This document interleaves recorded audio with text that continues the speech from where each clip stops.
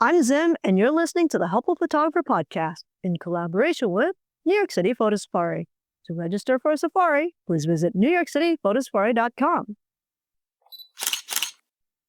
Today, I'm excited to welcome Dr. Ellen Keister, a physicist and educator who bridges the worlds of light, optics, and visual science. She's the director of education for a research center that brings together experts from multiple disciplines to solve some of the hardest problems in imaging science. She has a background in laser and molecular physics and brings a unique perspective on how light behaves both scientifically and artistically. In today's podcast, I want to talk a little bit more about polarization and polarizing filters. Although I covered this way back in episode 19 with Dr. Rebecca Tileman at the University of San Diego, it's been so long, I thought I'd go over it again. Hey, Dr. Keister, welcome to the podcast. Hi, I'm really happy to be here, and you can call me Ellen. Some of you may recognize the Keister name because I interviewed Ellen's sister, Dr. Jen Keister, for my podcast about what to expect when heading to Antarctica. So right off the bat, my first question is this. What the heck is polarized light? Polarization is a property of light, and the best way to understand it is if you think about a rope. So imagine you're holding onto the end of a rope, and the other end of it is tied to something, and you're shaking the rope up and down. You'll get a series of waves that travel down the rope and back again. So we would consider that if you shake it up and down, we would call that vertical polarization. And if you shake it horizontally, we would call that horizontal polarization. For a light wave, it's not actually a rope that's shaking, it's the electric and magnetic fields. The analogy of a rope works pretty well for that. That's what linear polarization is. If you are looking at information about a filter and see someone referring to linear polarization is either horizontal or vertical, just like a rope. The light does that when it's coming from the sun or because it's bouncing off of an object? So all light rays or light waves have a given polarization, regardless of where they're coming from. Most light that you interact with in the world that's coming from the sun or that's coming from reflections or scattering off of objects is what we call randomly polarized, which means it's just as likely to be polarized horizontally or vertically or any direction in between. Only certain interactions and certain materials, certain reflections have a given polarization that's sort of distinct and not just randomly polarized. So all light has a polarization. It's just usually not very interesting. One of the problems that we find in photography is when light reflects off shiny objects like water. My understanding is that when that light bounces back at us, it's polarized, and it's polarized in a very predictable manner. Is that correct? Yes, that is correct. So when light bounces off or reflects off a shiny surface, whether it's metal or a window, glass, water, any of those things, it has a very specific polarization due to the way that the light waves interact with that surface. And this is why we use a polarizing filter. That filter's there to cut that shine. Is that correct? It depends on what you're going for. It can cut the reflection off if artistically that's what you're trying to do, depending on the orientation of the filter. So if you orient the filter 90 degrees to the polarization that's being reflected off of the surface, you will eliminate that light that's coming from the surface or the reflection. If you rotate it to align with that polarization, it won't do anything. And then anything in between will give you sort of something in between in terms of the reflection. So if you want to see into the water, and you don't want to see the reflection off the water, you would rotate it 90 degrees to the polarization reflecting off the water, and then you would see into the water. So this is also why a lot of sunglasses are polarized. They are typically polarized to cut out the glare, often from the surface of the hood of your car, or liquid water or other things on the surface of the road. So it's a safety thing. That's typically how they're polarized. Or fishermen often have very specialized polarized lenses so that they can see into the water to see the fish. Okay, so right now we're talking about reflections off of shiny surfaces. My understanding is when we point a polarizing filter up towards the sky, it also makes the sky more blue. What's happening there?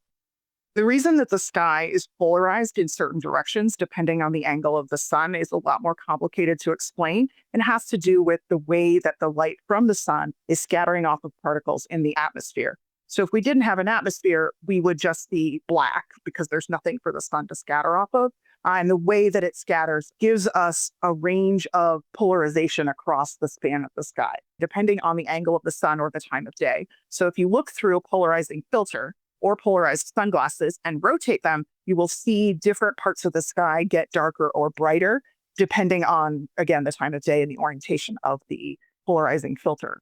So in physics, we talk about the degree of polarization. And what we mean by that is basically how non-random the polarization is. So if the light is 100% vertically polarized, we would say that is maximum degree of polarization. If it's completely random, that has 0 degrees of polarization. It's unpolarized. So the polarization of the sky, the light from the sky that is scattered off the atmosphere from the sun, varies across the span of the sky, and the maximum polarization, so the maximum effect you will have when you rotate a polarizing filter or sunglasses, is at 90 degrees from the location of the sun. So when the sun is straight overhead, that's along the horizon.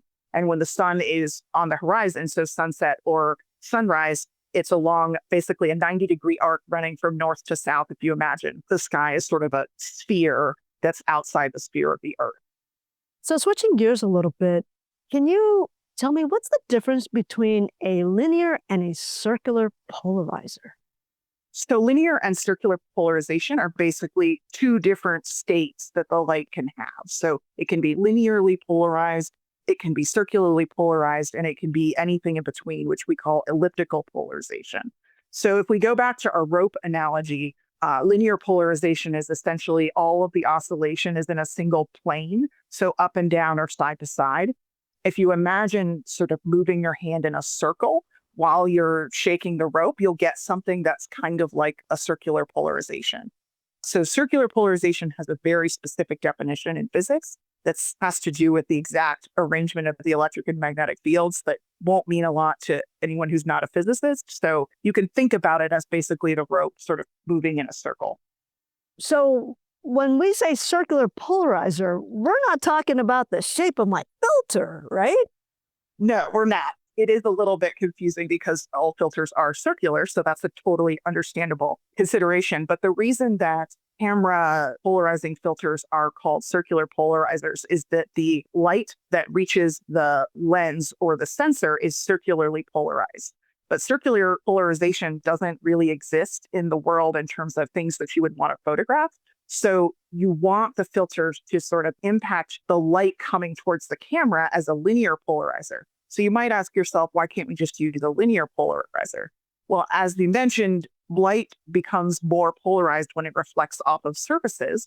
And the way that a lot of cameras do autofocus and light metering depends on a very small amount of the light that reaches the body of the camera being reflected off into a metering sensor of some kind.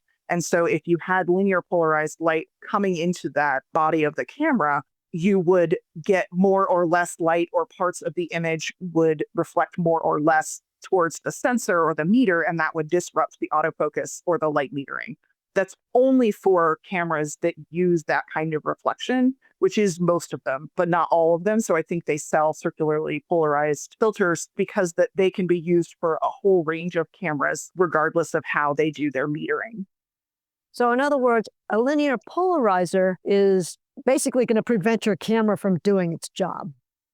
You could put it that way, yes. And it won't necessarily always prevent it from doing its job, but it will sometimes. And so rather than having to worry about whether you're in that situation or not, just avoid it entirely by having a circularly polarized filter. The important thing, though, is that the light that's coming from the world that you're photographing is being filtered linearly first. That means that you're getting the artistic effects that you might be looking for in terms of the light reflected from the water or the light scattering in the sky. And then there's a second element that basically converts it into circular polarization so that it doesn't mess up the internal of the camera body that's depending on light not being polarized in a weird way. Now here's a question. My circular polarizer has 2 parts to it, and it rotates. Why do I need to rotate this thing to make it work? So the reason that you want to rotate it is that the linear polarizer, you can think about it, we go back to our rope analogy, you can think about it as a fence, like a picket fence. that has vertical slats with gaps in between them. And so if you imagine the rope going through those gaps, if you shake it vertically aligned with the fence posts, it will pass through. If you shake it horizontally, it will not pass through. And so the polarizing filter, the linear polarizing filter, has essentially fence posts that are very tiny.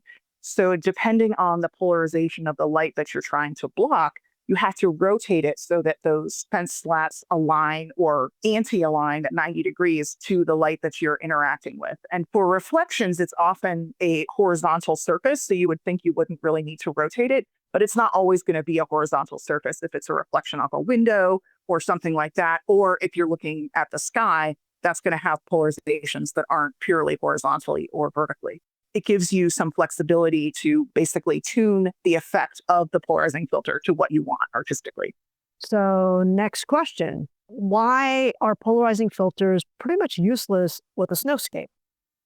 The interaction of a polarizing filter with light is most significant when the light is significantly polarized, which only happens for light reflecting off of shiny surfaces. So if you can see a reflection in the surface, like a mirror or partial mirror, if it's water or something like that, then the polarizing filter will, quote unquote, do something interesting. If you have a snowscape, you can't really see your reflection in the snow. And that's because the light is scattering in all directions. It's not doing anything coordinated the way it does when it reflects off of a shiny surface. So you still get light scattering. In physics, we distinguish between light that scatters, which is sort of this random process where it goes in all directions, and reflection, which is a very rigid process that is more like what you would consider reflection from a mirror. So if you have random scattering, the light is pretty much unpolarized or randomly polarized. And so any direction of the polarizing filter is going to look exactly the same. So is this why when I'm shooting like a long river or a big lake and I'm polarizing the reflection coming off of that, that I can't clear all of the reflection? Like in some spots, I can remove that reflection, but in other spots, it's still there?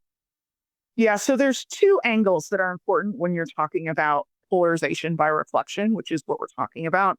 One is the angle of incidence, so the angle of the incident light coming from the sun. And the other is the angle of reflection, which is the angle between the surface and your camera. So in this case, the angle between the surface and your camera may vary slightly depending on where on the surface you are looking at the light being reflected, but also the angle of the incident light, depending on where the sun is. If it's not straight ahead of you, if it's off to the side, then the angle of incidence will also vary. And so that means that the light will be polarized slightly differently depending on where on the surface of the lake or the body of water it's coming from, which means that you can't rotate the polarizer in all directions at once. So you'll only be able to sort of block out some areas and not others. So one of the questions that has come up, and I think you just gave me the answer, is there difference in polarization at sunrise and sunset versus midday? And the answer to that would be yes, right? Yes.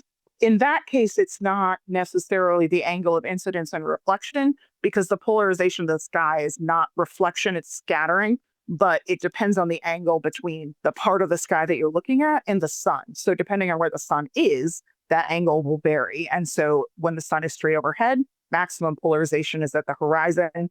When the sun is at the horizon, the maximum polarization is straight up and on an arc running from north to south and something in between for the rest of the day. This now actually does bring up the last question, which is shooting a wide angle lens. One of the problems that we find shooting wide, and usually I find it's below 20 millimeters on a full frame sensor. If I'm using a polarizer very often, I get these very dark, strange areas in my frame.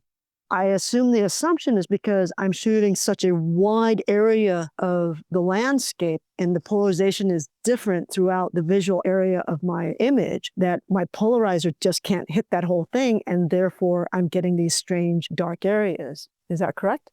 That's correct. Yeah. So the wide angle lens is capturing a very wide swath of the sky. And so you're going to see those variations. Whereas if you had a much narrower section of the sky that you were looking at, you could probably get a pretty even tone or even color darkness in the sky. But when it's the whole sky, there's going to be variation, especially when the sun is either straight overhead or sunrise or sunset. You're going to see the maximum effect of that. So will there ever be a time when we can develop a polarizing filter that will cover a wider area like that or a really wide area like that? Not really, because a polarizer can only really be oriented in one direction. So if you want to be able to sort of have the whole sky be roughly the same color, but still have the polarizing effects in some other part of the image, which is, I assume, what you're trying to do. Otherwise, why would you use a polarizing filter? You would have to have a filter that had different polarization orientations in different parts of the circle. And that is complicated. Well, I was like, I don't get know on what it. else to say. Like, no, you can't have that.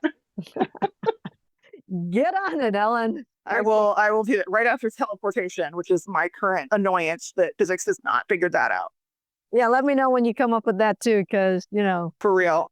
Let's go, physics. I think that's basically it for polarizing questions and polarizing filters. Do you have anything else we should know? I don't think so. That was a pretty comprehensive overview of the impacts of polarization in photography. So I think that was a good coverage. Well, thank you so much for joining me today, and I hope that was helpful for everyone else. Thank you so much for having me. Until next time, keep on shooting.